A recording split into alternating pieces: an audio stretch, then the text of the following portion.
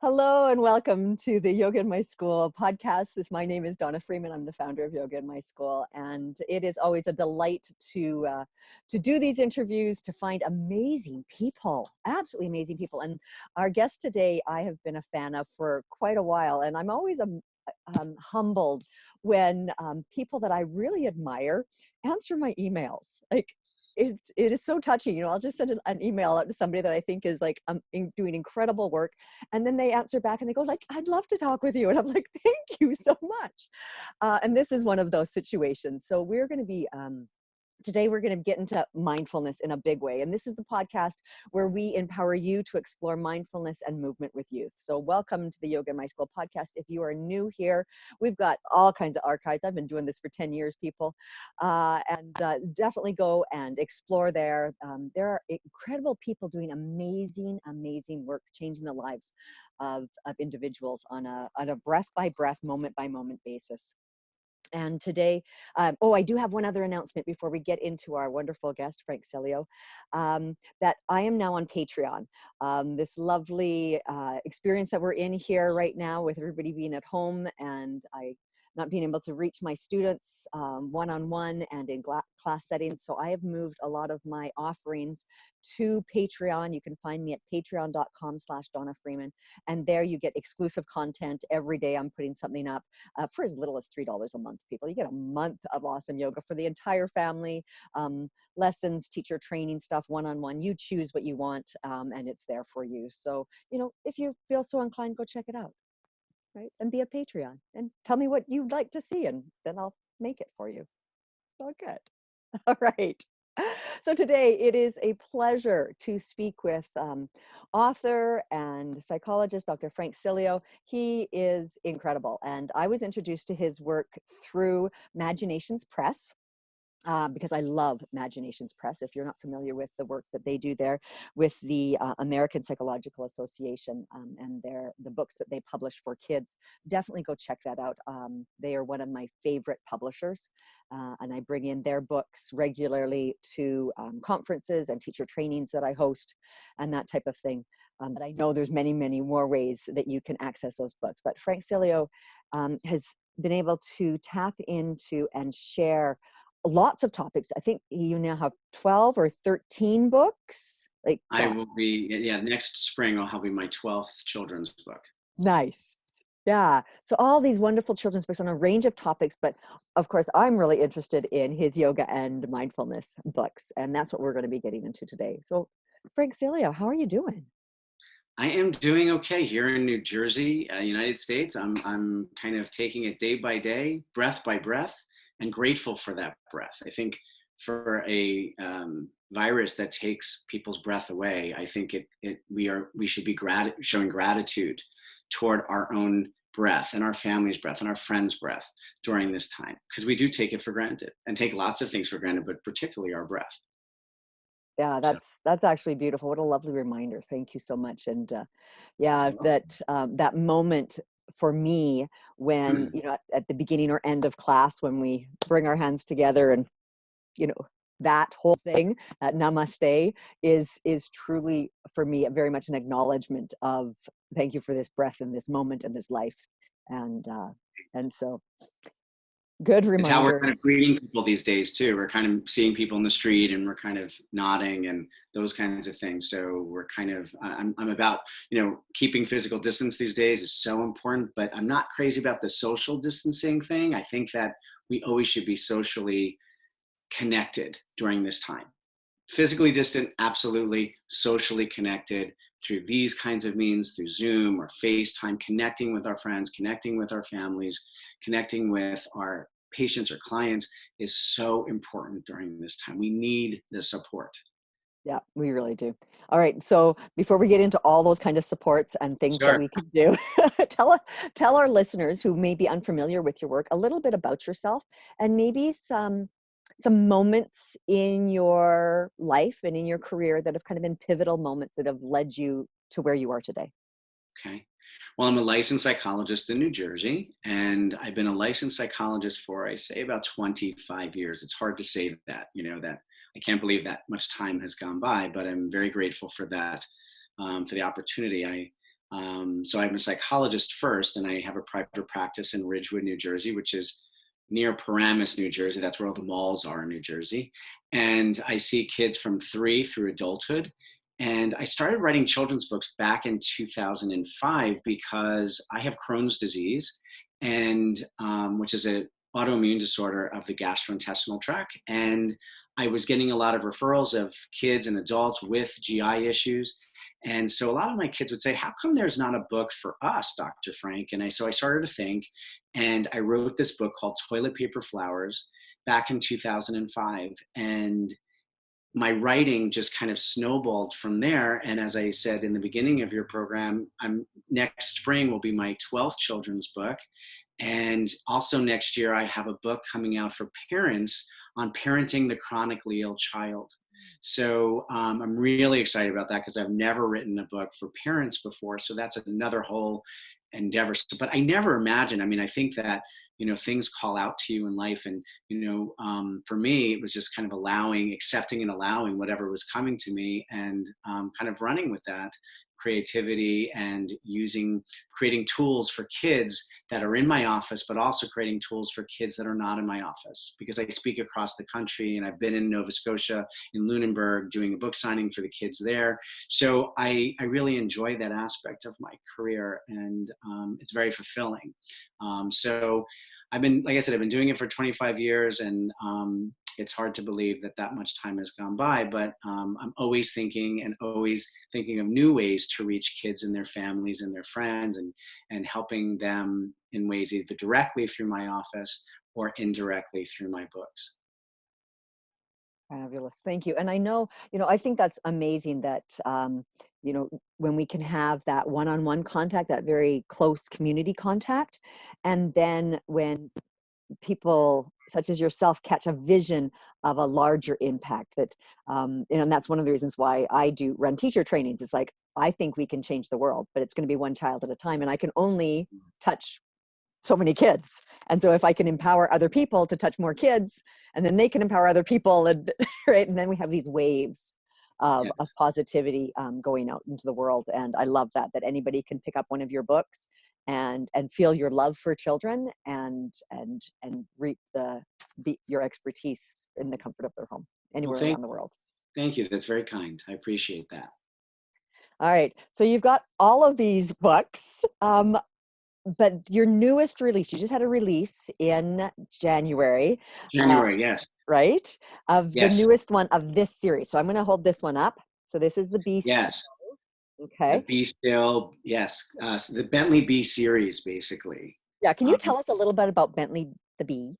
Bentley Bee, I have this doll, I should have brought it on, but I just love Bentley. And I created Bentley. People always ask me, why did you choose a bee to choose for this series of this 3 books in this mindfulness series that I created? And I thought, if bees are always buzzing and frenetic and full of energy and never really still. And so I thought, if Bentley could show kids and the adults in their lives that maybe perhaps if he can learn to be still, be calm, and be heartful, which are the titles of those books, that maybe they too can identify with that and calm down. In fact, Bentley has become a verb. It's been an interesting thing that has happened, because I speak to schools across the country, and some of my teachers, the teachers that I speak with afterward, they'll say to me, when the kids act up or the kids are stressed out, they'll say, you need to do a Bentley. So that's kind of amazing thing that has come from these books. And it's been a joy, really. And I fall in love with Bentley, and, just hope he keeps on buzzing along, kind of helping kids and adults. Mm-hmm. So can you tell us a little bit about this newest one, the Bee Heartful? Sure. Well, that came from the first one is Be Still, which is an invitation to meditation. And then I followed that up with Be Calm, the Buzz on Yoga, which probably speaks to you also.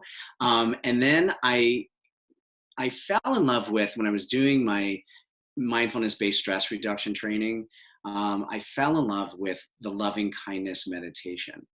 And it really spoke to me. And I decided I really wanted Bentley to spread loving kindness to himself, to those he doesn't know very well, to those he loves, to those he may have conflict with, and to the world. And it's a lovely meditation. And I, advise your listeners to check out, on their apps or wherever, a loving kindness meditation, because I think we need this more than now than ever. It is a mantra meditation, which is different than a breathing meditation.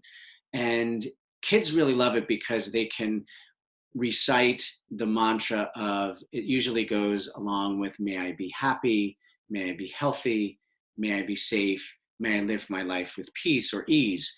And so kids can remember that and they hold on to it, because kids' minds, if you're in the audience, that kids' attention spans sometimes are, when you're teaching them meditation, they're like, how much longer do we have to do this? Or, their minds are going to wander, which is, I always tell them that's totally okay. Even my own mind wanders, and, adults' mind wander when they're meditating. But with loving kindness meditation, it's the focus is on the intention of the words and sending loving thoughts and intentions and wishes to yourself and others. And I think it really cultivates heartfulness and compassion. And in a time where incivility is not at higher levels than ever, I think that this book is timely. Of course, I think it's timely because I wrote it, but certainly that I think it's a very gentle, soothing meditation that speaks to children and adults. Yeah, I love this meditation too. And in fact, Thank you. it Yeah, was the very first one that I I did a week of mindfulness tips, the very first week that we ended up in quarantine and social distancing.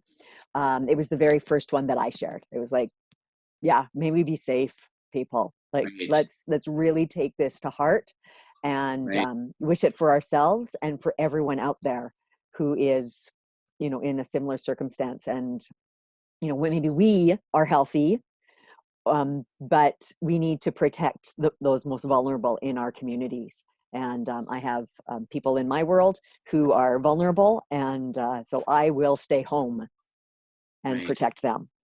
Yes, And I know yes, that for many people this is challenging and difficult, but that whole, maybe be happy in this, in whatever our circumstance is right now, and maybe be absolutely, healthy, and maybe be safe. absolutely. Hmm. Right, there's so much power in those words when you really contemplate them. Oh my goodness. I'm gonna get all teary. I love And that I think, meditation. well, I love it too. And I think what's great about it is that you could vary it up too. Like one day you could just focus on yourself, and the next day you can focus on someone that you love. And then after that, someone that you have conflict with. So there's that variation of the meditation, but also what you can vary up is, the script, so to speak. You Hmm. don't need to follow that mantra of, may I be happy, safe, healthy, and live my life with ease. Whatever's speaking to you. And I put in the back of all of the children's books that are published by Imagination Press, we put a note to adult caregivers to how to use the book so that they can learn ways to talk to their children about a sensitive topic, or how to introduce mindfulness to kids, or how to vary this meditation up. And with this book I wrote about changing the words up. So may I take care of myself, may I be gentler to myself. So kids and adults can change that mantra to what speaks to them and put it in their own words.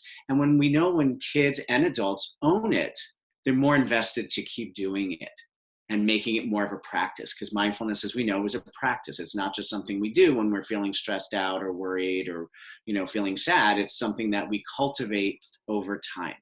And so I think that that's what keeps loving kindness meditation a little bit fresh. Yeah, So, yeah. well, similar to yoga, I guess. Also, you could, all the different poses. You could do them. One day do, kind of, tree poses and various ways of doing tree, and those kinds of things. So I think it's important, particularly for kids, to keep things fresh and owning it, because then there's the buy-in there. Hmm.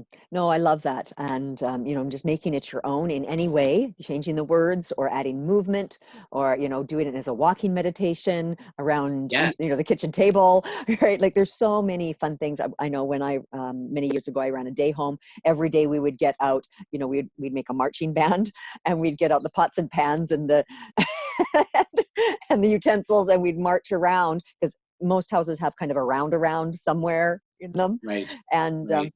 and just to let them make noise, or if And then of course, during the day, we would have a moment of quiet, we just called it quiet time. Like you can sleep, you can do whatever, but everybody go to their separate areas and just find some Right. quiet time.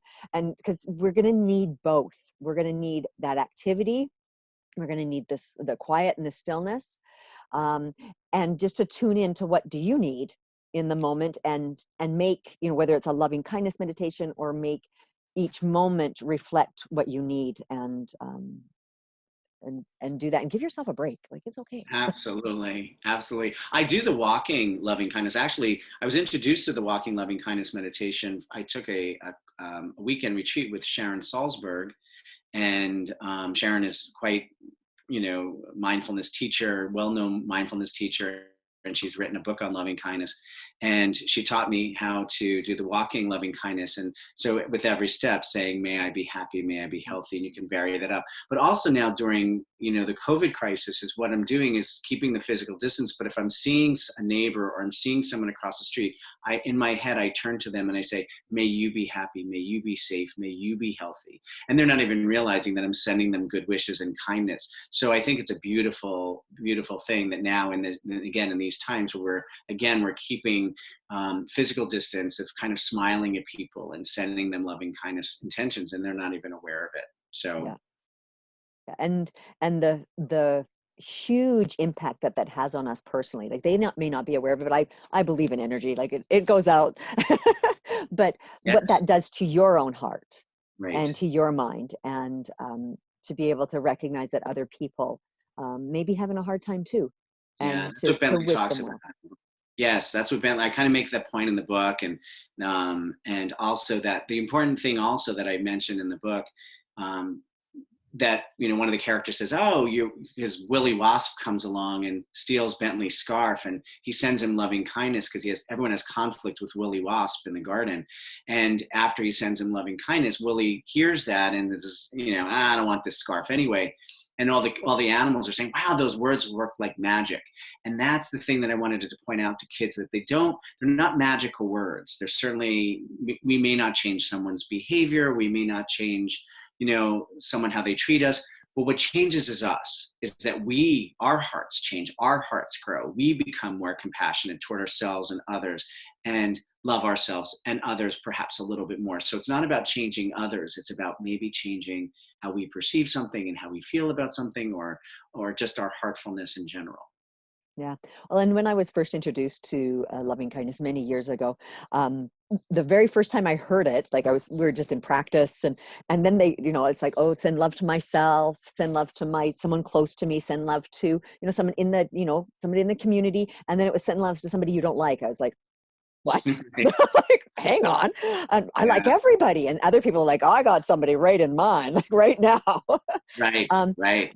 but I think that is such an interesting aspect of this particular meditation, is to think of someone that you may not get along with, or that you really don't like, or that you're in conflict with, Right. and to send them the same well wishes.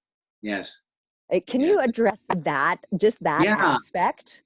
It's an interesting. I mean, it all falls under the compassion, and the compassion thinking and the compassion, um, you know, feelings of that.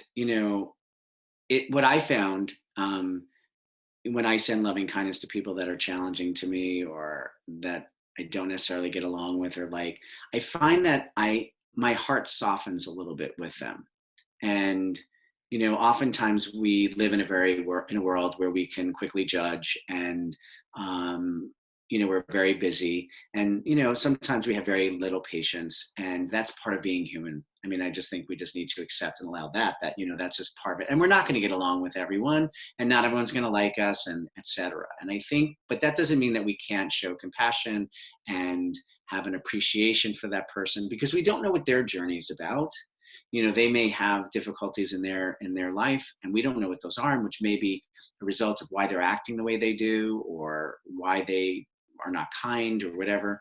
And that's for them to work out for themselves. But maybe it causes us to pause and say, you know what, I don't know what's going on in that person's life, and I think I know them, but maybe I don't, and maybe I need to just pull back, focus on my path, and maybe cultivate that compassion toward people who are challenging or difficult, because I can't change them. I mean, as much as we would like to, have everyone kind of appreciate us or like us, especially kids struggle with that a lot. But I think adults do too, especially when, they're in school or they don't get picked for the baseball team, or they're not picked part of a group.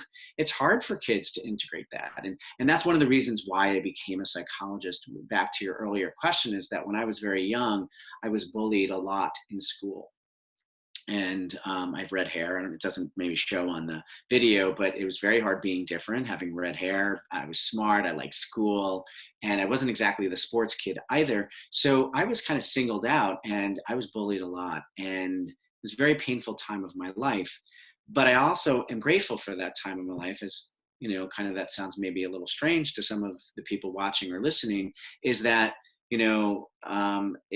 if you look at my 7th grade yearbook, which was one of the hardest years of my life, if you look under my yearbook picture, which would be horrific if I showed you right now, with the, mullet or whatever it was, what I was doing with my hair at the time.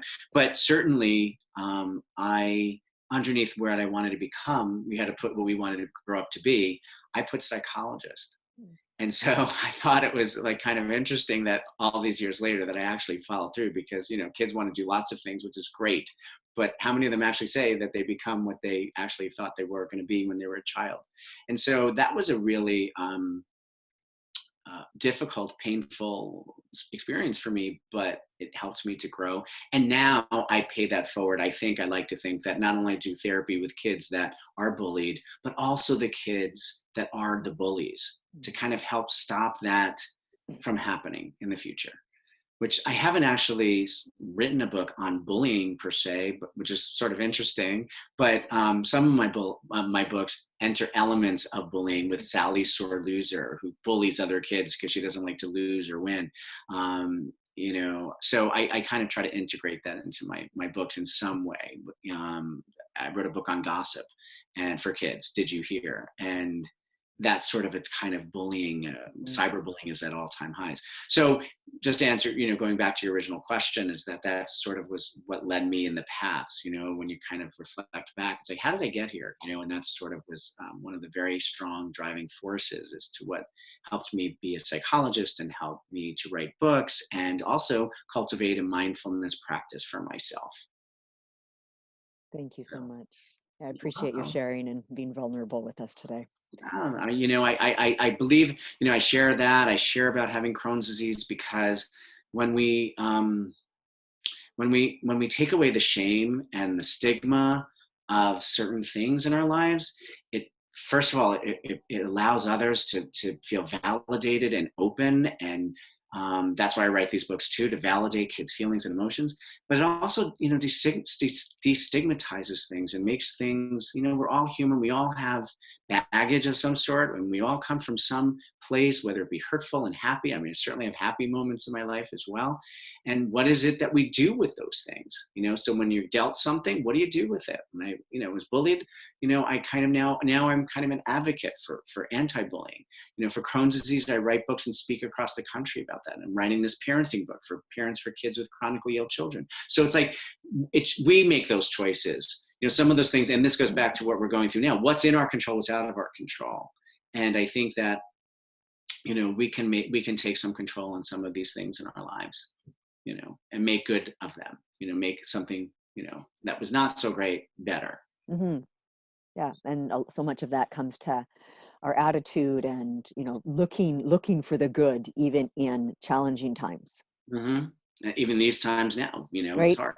Yeah. And that's kind of what I'd like to get into now with you, is, yes, loving kindness is a beautiful practice, and it's what I reached to first as we went into self-isolation. And I love that your aspect of, when you see someone, you can send them well wishes, or even if you think of them, you can send them well wishes. But what are some other tools that parents could use to help themselves and to help their kids navigate, our new normal here, our current situation Yes. with COVID? Well, what I've been talking with my patients and other people about is bringing some of the old normal into the new normal. For example, I've been encouraging my kids who are homeschooled now and parents who are working from home to get up, take a shower, take care of their hygiene, to do your hair. If you wear makeup, put on makeup. If you like cologne or pleasant scents, put them on. And people are like, well, I'm not going anywhere. But there is a feeling of like, of just, you feel, when you stay in your pajamas all day, you feel lazy, you feel tired, you feel even sick. So bringing some of those old, kinds of routines into the new normal is very, very helpful. I think that structure is really important because kids, we all thrive on structure to some degree. We all get up, do the same thing, make our coffee, get ready for work or get ready for school, and et cetera. And now that's been disrupted. So how do we kind of create some sort of structure for ourselves? How do we create that routine of kids going off to homeschool and then people working from home? How do we set up boundaries that we can still have personal space and time alone to reflect on our lives and encourage our kids to doing the same, whether it be doing a meditation practice or just sitting in their room, whether it be prayer or whether it be cultivating some type of project that they've been sitting and waiting to do for so long. So if you wanted to write that book, write the book. If you want to clean out your closets, clean out your closets. If you want to connect with people via social media, then please do so. I do think we need to use social media judiciously during this time because there's a lot of stuff on social media that can be very frightening for kids and adults as well as a lot of misinformation. So I think going to reliable sources, the CDC and other kinds of sources. I'm not sure what's available in Canada, but in the United States, going to the CDC and getting that, but also limiting that to some degree as well. I mean, if you keep looking at it every day, or you're getting these breaking news alerts on your phones or your devices, it can be quite unnerving. Because it's now what's now? Everything is breaking news these days, so it can be very upsetting and anxiety provoking.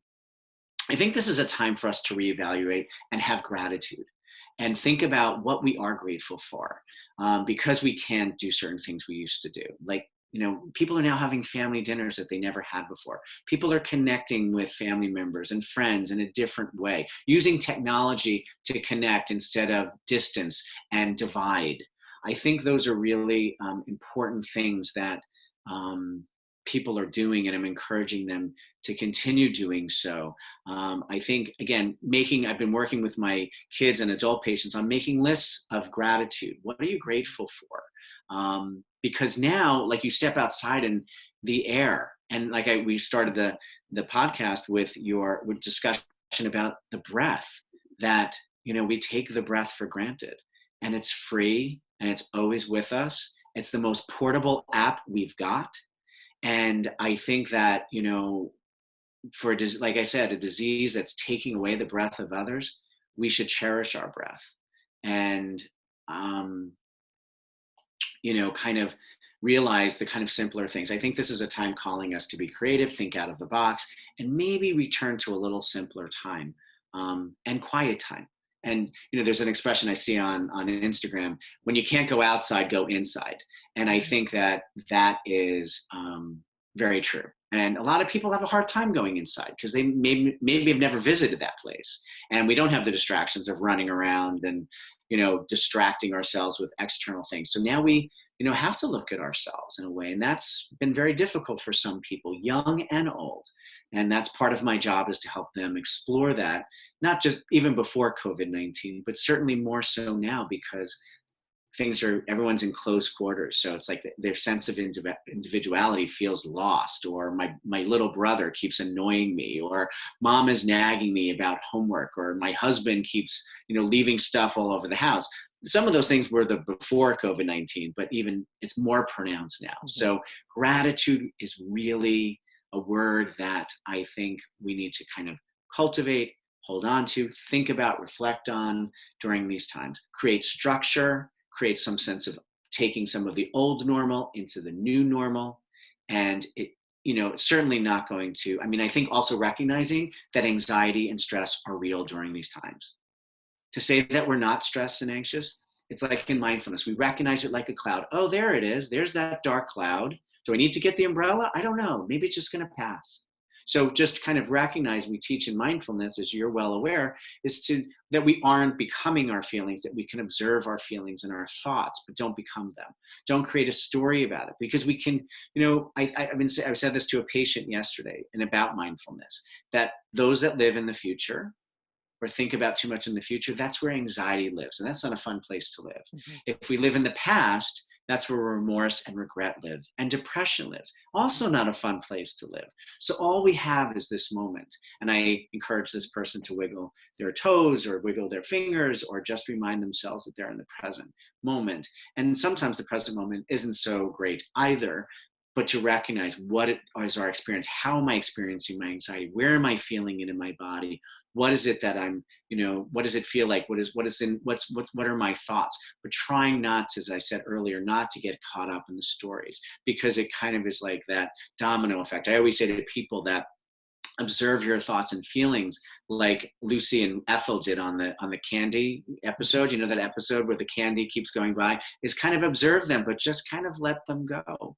And not try to, like Lucy and Ethel were kind of going frenetically trying to grab them and whatever.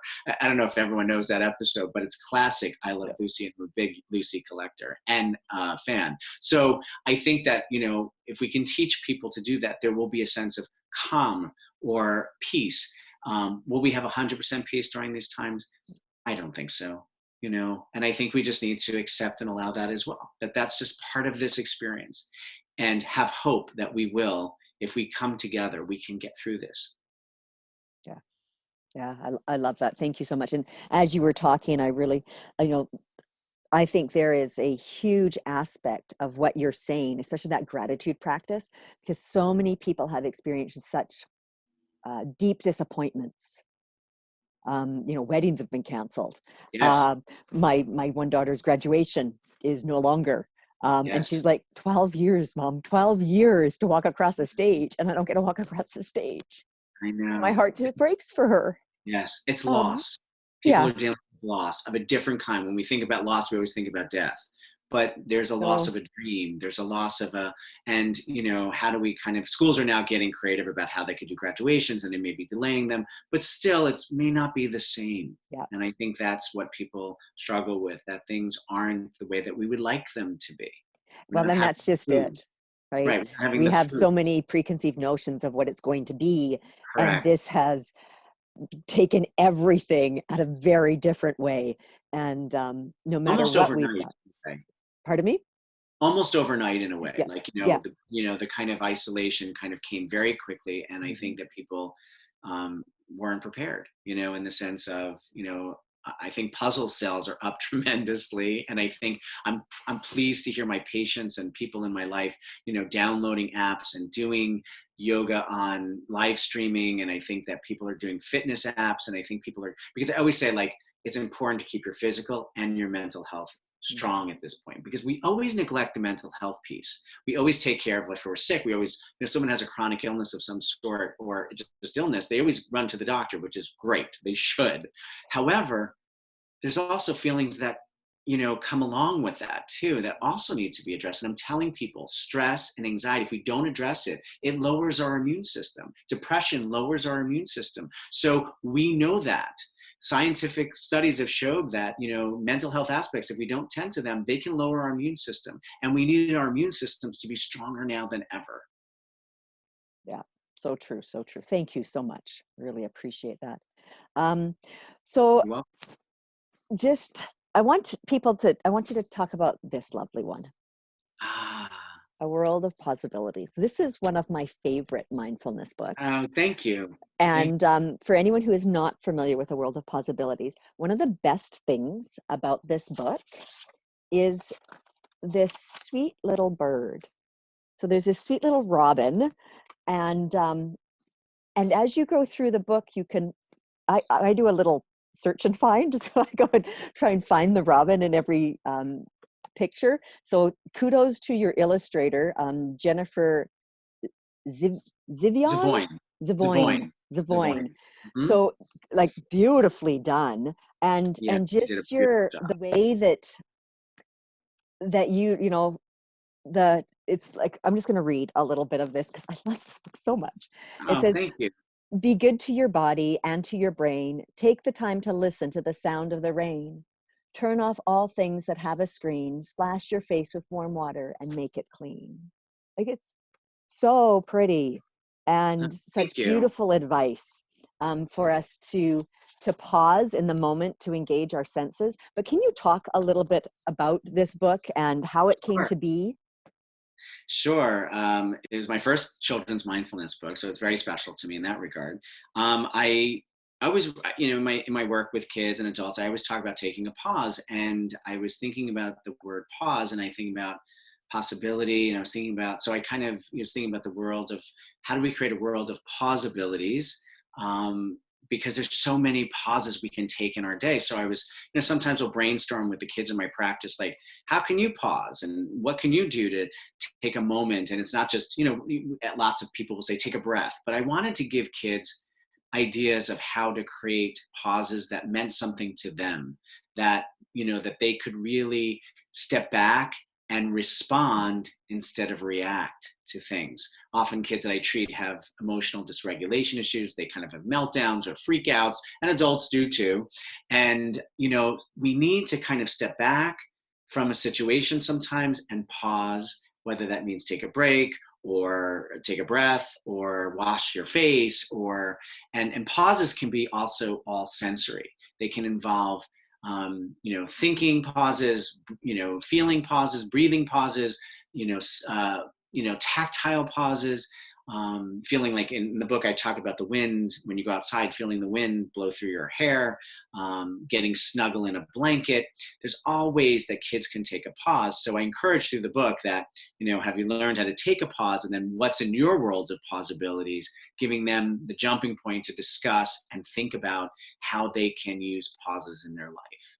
And so Jennifer Savoyne created, the illustrations for this book, and took us through a life in this neighborhood. And this Robin is sort of the thread who starts it from his or her nest, and ends back up there in the nighttime, back in the nest. And she did a wonderful job, and I'm very proud of this book because it's beautifully illustrated, and I'm hoping the words speak to people. And hopefully, most of the time when I do book signings, parents are like, we need this book, and that's like, I'm glad to hear them say that, because I think, we can always say, oh, you need this, I don't need this. I think we all need, first of all, I think we all need mindfulness, and I think we all need pausing in our lives, because oftentimes in our hurried world, we're going from activity to activity. And in New Jersey, where I live,